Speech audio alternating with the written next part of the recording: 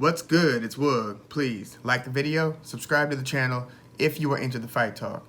We've got Guillermo Rigondeaux, 20 wins, 1 loss, 1 no contest, defending his regular lesser WBA Bantamweight 118-pound title against John Riel Casimero. 30 wins, 4 losses. And Casimero is defending his WBO Bantamweight title. So you've got a regular, lesser WBA title being defended by Rigondeaux and the actual WBO belt being defended by Casimero. And this fight was originally scheduled several months ago, but then it was changed to where Donaire was going to fill in for Rigondeaux, and the fight was supposed to be against fellow Filipinos, Donaire, although he's from the Bay Area, California, and Casimero. And Rigondeaux was simply going to step aside and let that fight take place, but Casimero disrespected Donaire's wife to the point where Donaire then refused to fight Casimero. So then Rigondeaux steps back in, and here, once again, we've got Rigondeaux versus Casimero. And, you know, with a lot of these weight classes, especially the lighter weight classes, they get so much less coverage comparatively with, you know, even say lightweight, which lightweight, yes, that is a light weight class. You're talking 135 maximum weight. But 135, 147, and then middleweight 160 and beyond get a lot more coverage, except for like cruiserweight and certain in-between weight classes, divisions.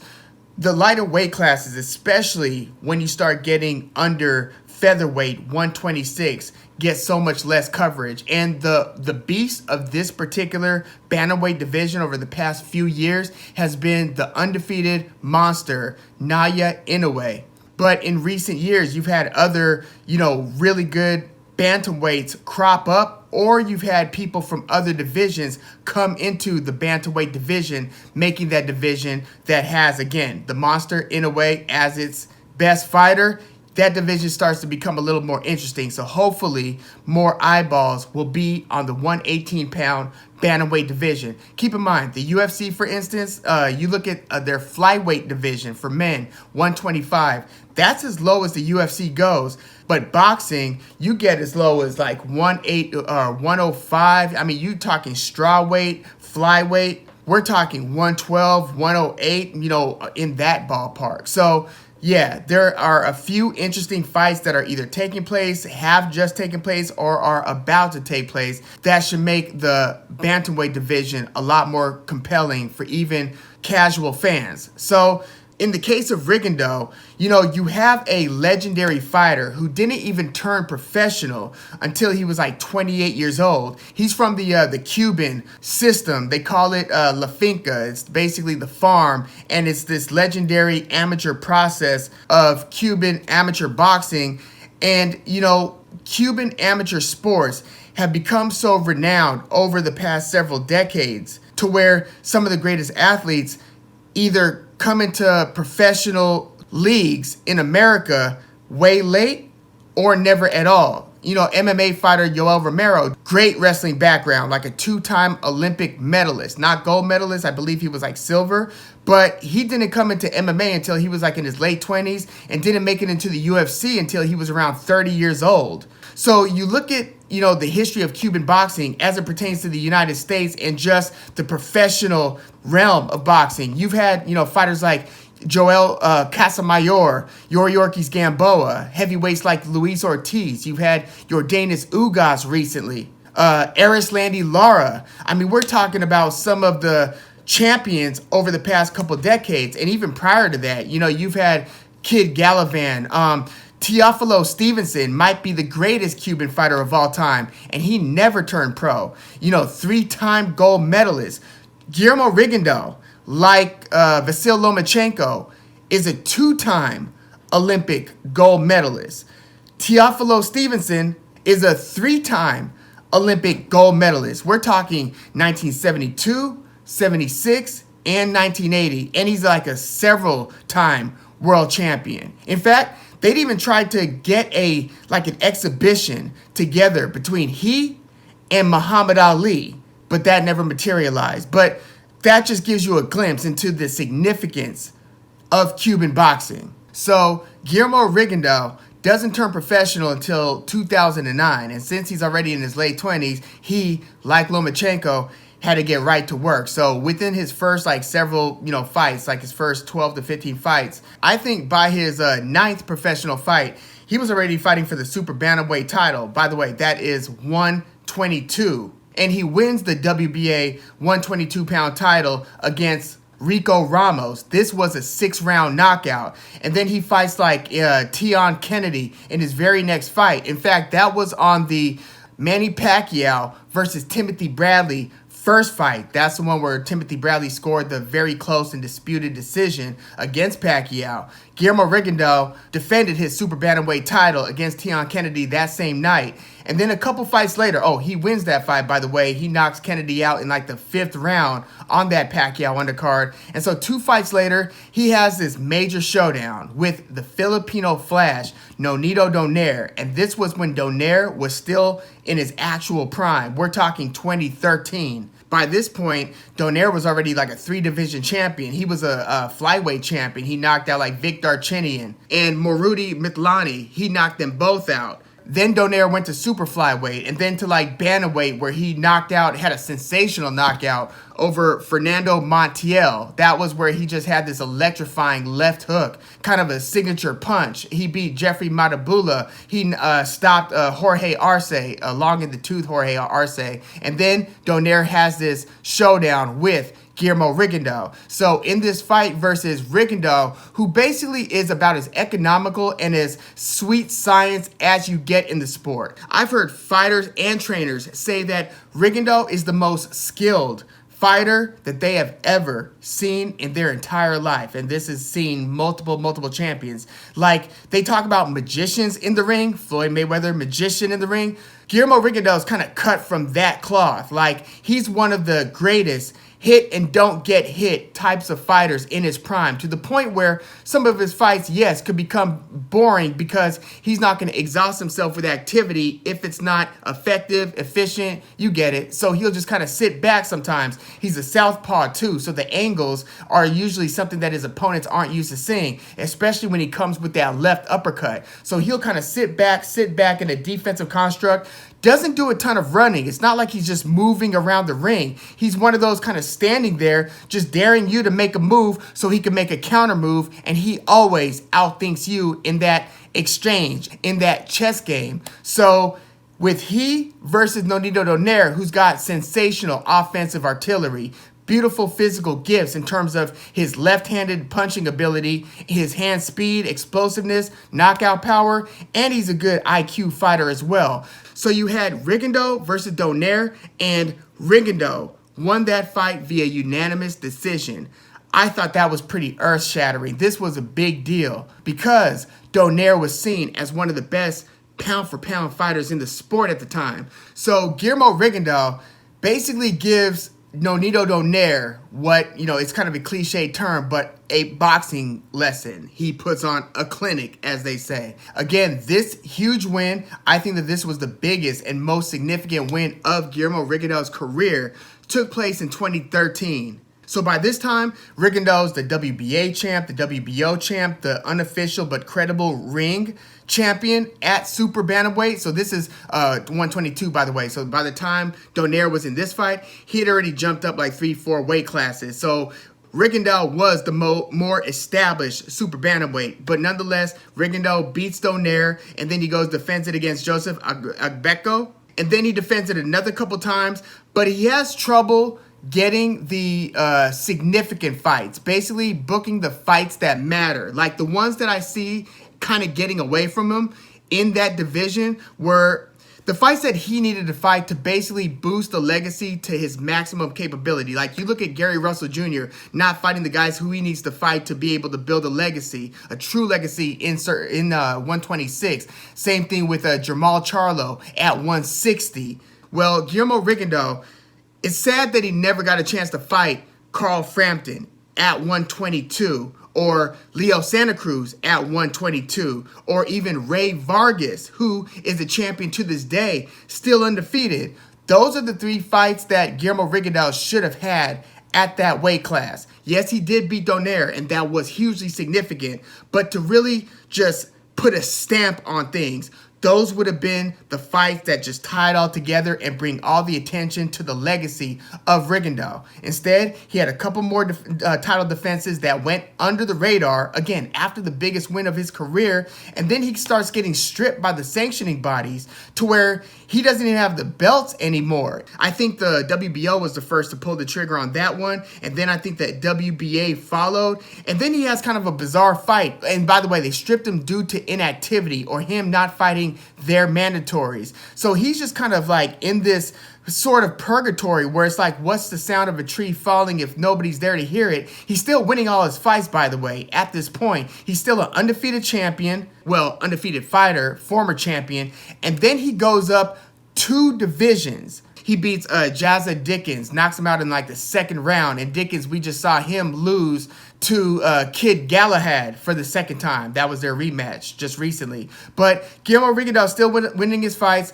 Then he goes up 2 divisions to fight another pound for pound near the top fighter in Vasyl Lomachenko. So he basically goes from 122 to junior lightweight 130. That's jumping over featherweight to fight Lomachenko. You could look at the weigh-in and all the press photos and see the difference in size between these two guys.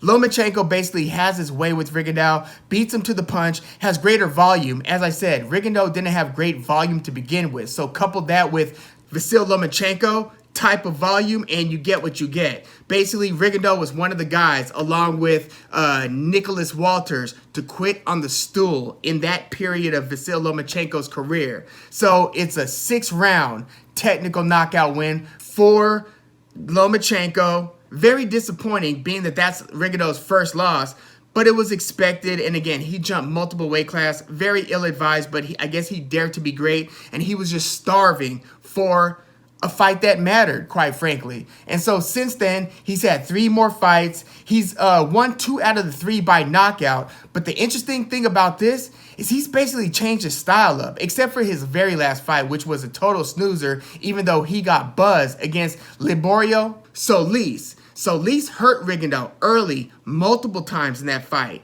And then Rigondeaux basically made it a boring fight with his movement and ended up winning a split decision when the crowd couldn't stop booing. Rigondeaux basically did what he had to do to barely win the rounds to where you win a close decision. And the 2 fights before that against Giovanni Delgado and Julio Ceja. Ceja's a pretty good fighter. He's had some very good opponents. But Rigondeaux has changed his style up largely. And he had done it in the fight right before Lomachenko 2 against Moises Flores, where he just stays in the pocket and he commits to scoring basically an early knockout. He makes it a phone booth fight where he's not even doing the, I'm not running around the ring, but I'm standing at distance, but keeping it a rangy fight, a rangy affair, to where he's basically going forehead to forehead, putting his head down, ripping uppercuts, exchanging punches to the body, and really taking much more punishment than he has taken over the years. We are now seeing Rigondeaux get hit a lot more in his last few fights, and I think his reflexes have diminished. His punching power is more apparent in a way that it wasn't in the past. I mean, he had gotten knockouts and stoppages before, but most of his wins in his prime were via unanimous decision, unless you go really early. He was knocking guys out then. But, actually, he, has maintained a pretty good knockout percentage. Like,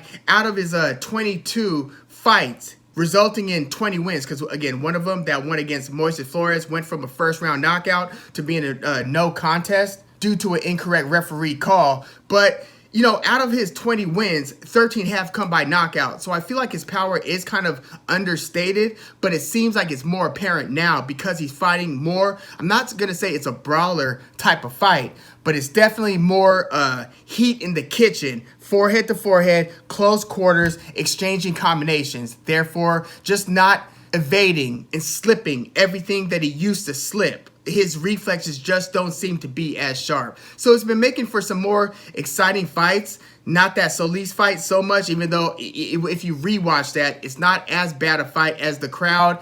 It gets pretty boring. By the time you get to the 5th, 6th round, it's pretty unbearable. But that first few rounds because Rigondeaux's getting rocked. Not just hurt, but pretty rocked. It was pretty entertaining, but his fights by and large have become more entertaining in recent years because he's taking more incoming fire. So now he's fighting John Riel Casimero, who, you know, I was talking about those lighter weight classes, those lower divisions. Well, Casimero was a flyweight for a long time. He first competed for a flyweight title back in like 2011. It was against Marudi Mitlani, and he actually lost that fight via 5th round TKO. So again, that was 2011, and then he ends up fighting for that title again against Ruenrong. He fought him once in 2014. He loses a unanimous decision. They run it back the following year, 2016, and then he beats Ruenrong via 4th round knockout, earns a flyweight belt. Again, this is 2016, and unlike Rigondeaux, who again, because of the Cuban pedigree, didn't turn pro until 28, John Riel Casimero actually turned pro like at 16, almost 17 years old. That's when he turned professional. So he was fighting for like lesser titles by the time he was like 18, 19 years old. Super young professional fighter. Very different come-ups, you could tell. One coming from the Philippines, the other coming from Cuba. Casimero then defends that title once, and then he starts flirting with different divisions. He wins his next 3 fights, and then he loses a decision against Jonas Sultan. And then he goes up in weight again, this time to bantamweight, and he has won all 6 of his fights at bantamweight. Not only has he won them all, but he's won them all via knockout. Basically, before the pandemic, he had a 2019 where he fought 4 times. He knocks out Ricardo Franco to earn a WBO interim title, defends that once against Cesar Ramirez, knocks him out in the 10th round in a pretty good fight against a very tall Cesar Ramirez, who increasingly Casimero was able to close the distance and land his power shots. He's got a nice right hand. This is going to be southpaw here between Rigondeaux and Casimero. It's going to be southpaw versus orthodox. Casimero's got a really nice right hand, and he's got a really good check left hook too. And he's very, he's not Manny Pacquiao in terms of his volume or athleticism, but he does look to shoot into the pocket and let his hands go with a couple sharp, hard power punches. Again, left hook. He'll jab his way a little bit, but he's really trying to keep range and then explode in with a right hand. So again, he knocks out Cesar Ramirez to defend that interim belt, and then he's elevated by winning the actual bantamweight title, the WBO bantamweight title, against its proper title holder, Zolani Tete, or Zolani Tete, as some commentators would say. Tete was 5'9", so this is another taller fighter. Casimero's only 5'4", Rigondeaux's 5'5", and we're talking, I think, like a 68-inch reach for Rigondeaux versus a 64-inch reach for Casimero. So Casimero fights the 5'9" Tete, the WBO bantamweight title holder, and he knocks Tete out in the 3rd round. Huge win for Casimero. Probably his biggest win since that 4th round knockout of Ruenrong back in 2016. So this is this kind of caps off his 2019 with that 4-fight run at bantamweight. 6 fights at bantamweight total, but that 2019 was special. So then he basically takes nearly the next year off because fights are canceled. COVID hits in March. This fight against Tete was November 2019, just after the classic bantamweight showdown between Nonito Donaire and the Monster Inoue, that the Monster Inoue ended up winning via decision. Pretty much my fight of the year for 2019. So shortly after that, Casimero has that big win over Tete. So a lot of these questions at bantamweight are starting to be answered, even though we've seen Donaire recently bounce back and win against Ubali in a great knockout win a few months ago. But Casimero has one, we'll call it COVID fight in September 2020. This is when they just start bringing some of the fights. They start bringing sports, boxing back in crowdless environments. And Casimero fights Duke Micah, knocks him out in the 3rd round. And the first couple rounds in this one are pretty entertaining. I think a lot of people ended up being kind of rusty in this COVID era. And Casimero was getting caught with some significant punches, but he ended up rocking Duke Micah with a left hook behind the ear. He's catching a lot of people, he being Casimero, been catching a lot of fighters with hooks to the side of the head. I noticed Andy Ruiz is able to do that pretty well too. So is Boots Ennis. If you've got a hook where you can either get in position to throw it in a certain way and it wraps around the guy's guard and you could smack him in the ear or above the ear, that could go a long way. And Duke Micah's equilibrium never recovered. He ends up getting stopped in the third versus Casimero. So Rigondeaux versus Casimero. Super interesting fight.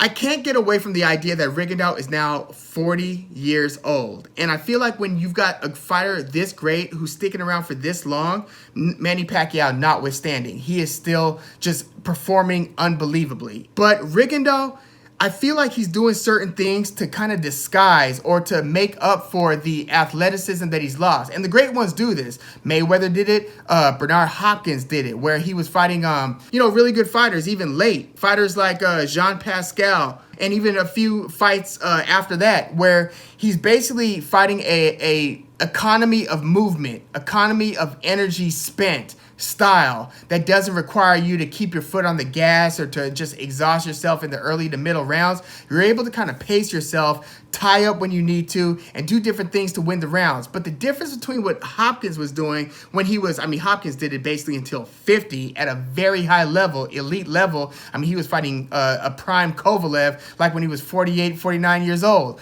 But Rigondeaux is kind of doing it without holding the whole fight. Again, he's basically doing the forehead-to-forehead trench warfare type of fight, taking a lot more punches, but he's sitting on his power a lot more when he's letting his hands go.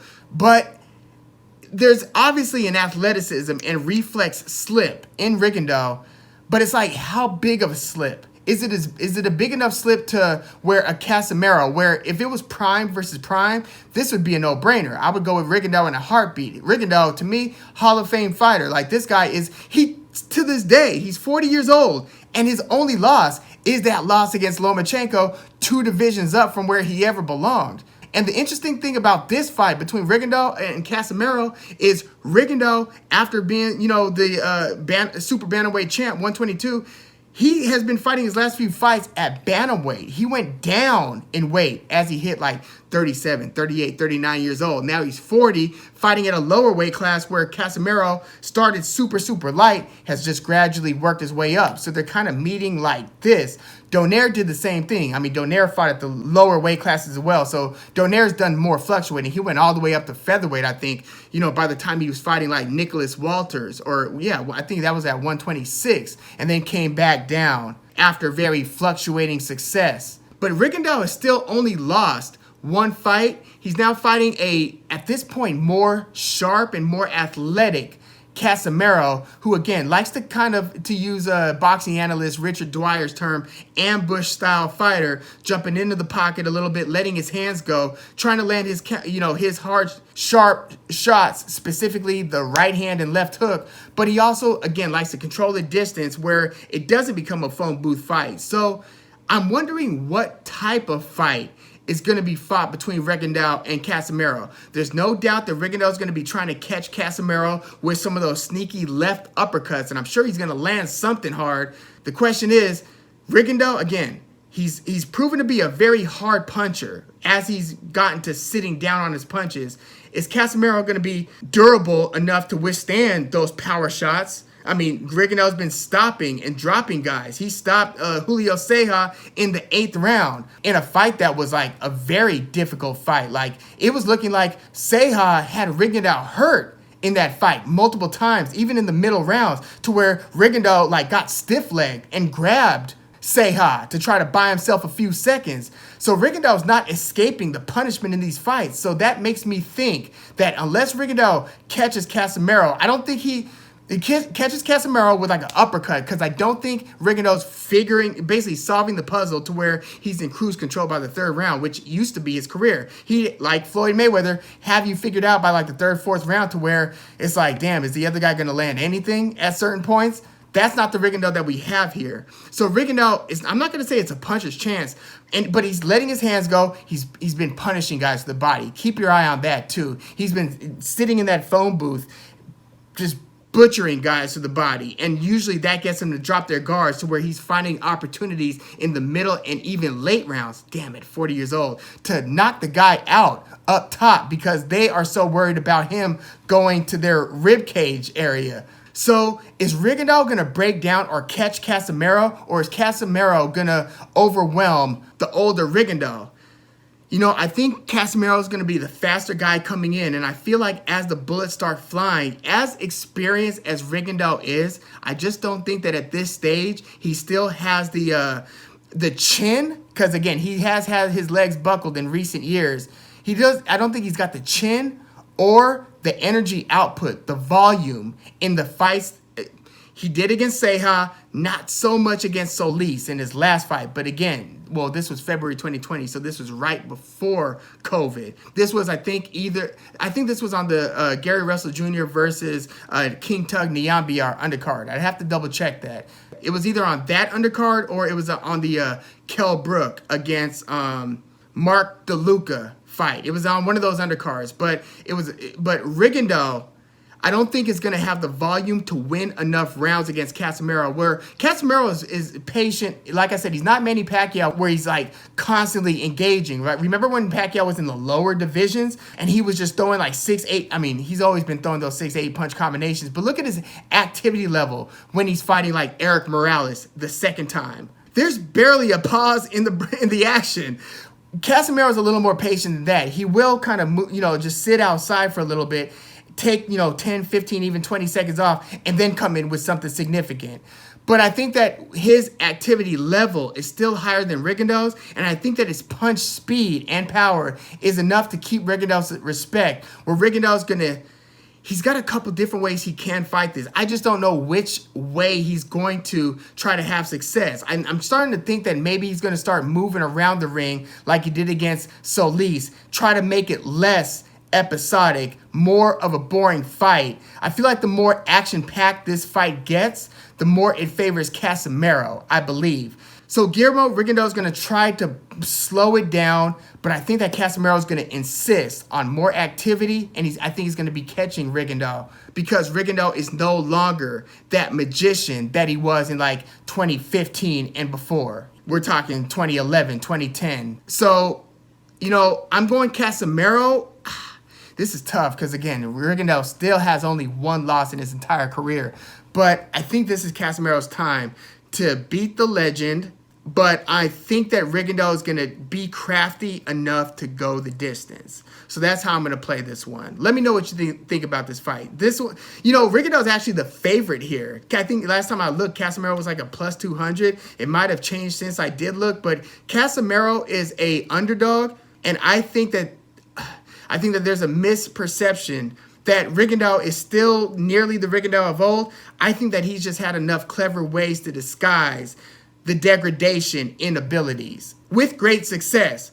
But I think that stops here against Casimero. Not to mention, Casimero at least had that one COVID fight in September 2020.